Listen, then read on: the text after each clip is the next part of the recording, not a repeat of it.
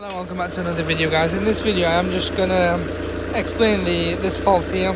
Okay, so this is the EGR. Now there's a few ways around it. Obviously the engine light's on, not losing power. Some cars may lose power depending on, but my recommendation would be to because the EGR is going to be a good like few hundred, maybe 200 to 300, maybe more, and then you've got labour on top, which is going to cost you a fair few quid more. What I would recommend is finding someone who's good at mapping. When I say good at mapping, they have a good software, they have a good background, they know what they're doing. I'd map it out for roughly, a remap would probably cost maybe anything 100 to 200ish, maybe around that sort of figure in this day and age.